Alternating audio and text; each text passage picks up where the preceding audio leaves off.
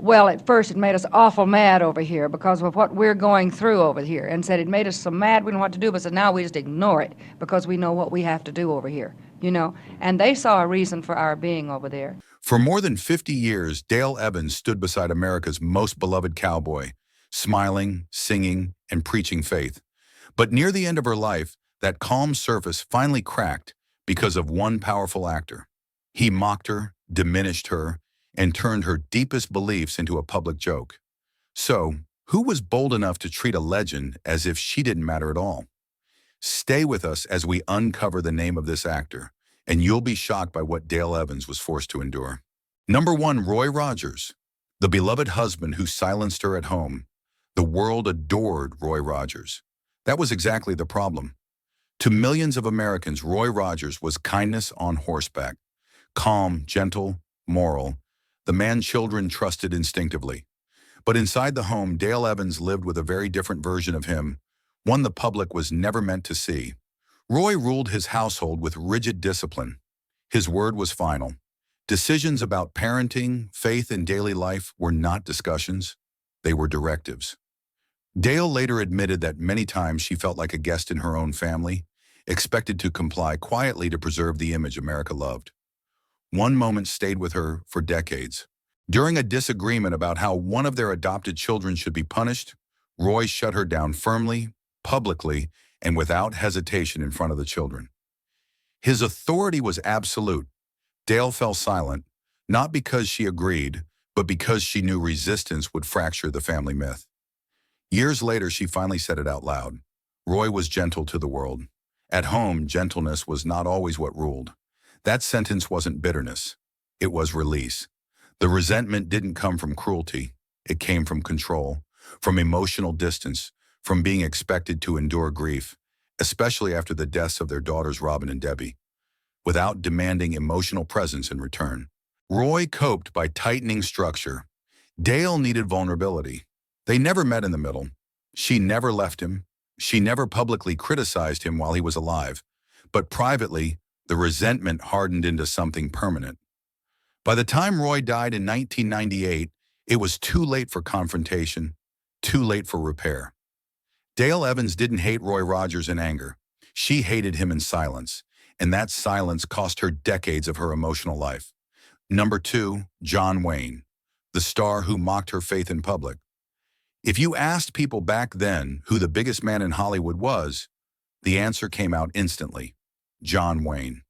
And that's exactly why Dale Evans hated him more than she ever admitted. He used that power to humiliate her in front of people who already doubted her place in the room. John Wayne liked rooms where he dominated the air. Loud voice, whiskey glass in hand, jokes that landed fast. Dale Evans walked into those rooms as the opposite of him, calm, reserved. She didn't try to impress anyone, and to Wayne, that was irritating. One night in the late 1940s at a studio gathering packed with executives, actors, and producers, Dale did something small. She declined a drink. Then she quietly stepped away from a conversation that had turned crude. Wayne noticed, and he didn't let it pass. He lifted his glass and said it loud enough for the room to lean in. "God doesn't make movies. Men do." People laughed. Wayne enjoyed that moment. He always did. The laugh confirmed what he believed, that the room belonged to him. Dale stood there for a second. She didn't smile. She picked up her purse and walked out. That exit mattered more than any argument, because everyone in that room knew exactly what had just happened. Wayne hadn't cracked a joke. He had drawn a line, and he made sure Dale was standing on the weaker side of it. Later, Dale said, "I don't mind disagreement. I mind being turned into a spectacle." That was the wound. Wayne performed his disrespect for them, and he did it knowing she wouldn't clap back without being labeled preachy or fragile.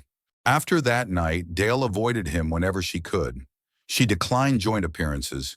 She refused casual invitations where Wayne was present. When asked why, she kept it simple. "I don't share rooms with men who mock what keeps people standing." Wayne never apologized. He didn't see a reason to. For Dale Evans, that moment never faded because Wayne laughed at her faith, and that kind of insult settles in her mind. Number 3, Clark Gable, the icon who made her disappear without saying a word. The third man Dale Evans hated the most was someone the industry still calls untouchable: Clark Gable. He was the kind of man who could make a person vanish while standing right in front of him. Of course, Dale hated that.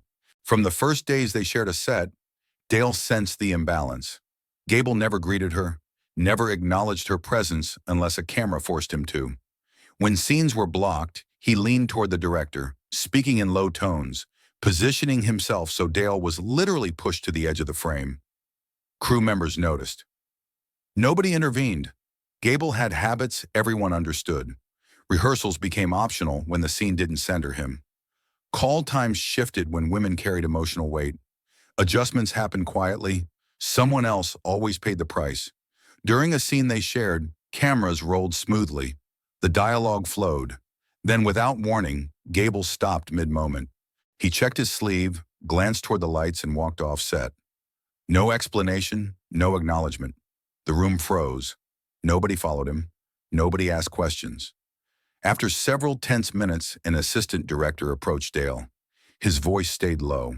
They would reset the scene. The rewrite removed Gable's presence entirely.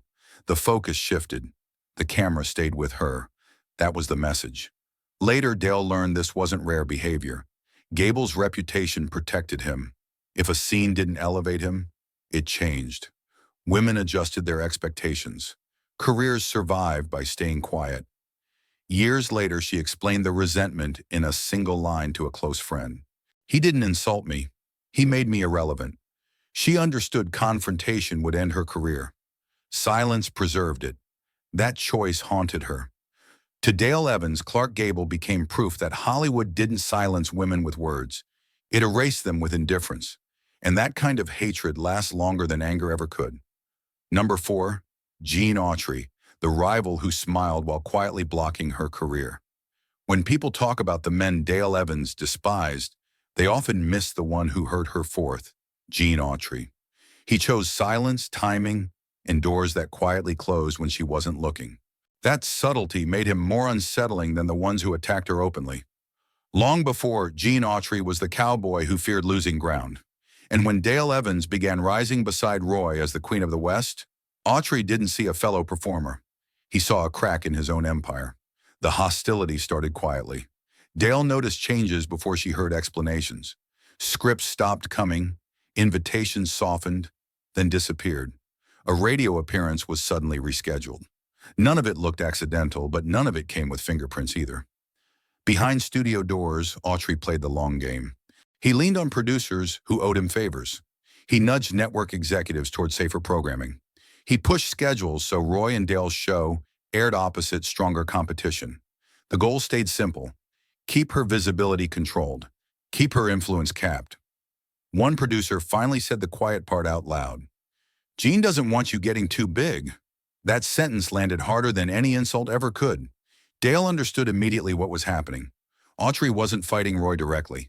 He was targeting the woman audiences were beginning to love just as much. If Dale weakened, Roy's image softened, and that served Autry perfectly. What infuriated her most was the performance. Autry smiled at events. He shook hands. He praised healthy competition in interviews. Then he went back to making calls that narrowed her opportunities behind the scenes. Dale never confronted him. Instead, she adjusted her own strategy. She declined joint appearances. Years later, she explained her resentment plainly. "Open enemies don't frighten me. Quiet ones do." Gene Autry never admitted what he did, but Dale never forgot the lesson he taught her. In Hollywood, the most ruthless attacks arrive wrapped in polite smiles.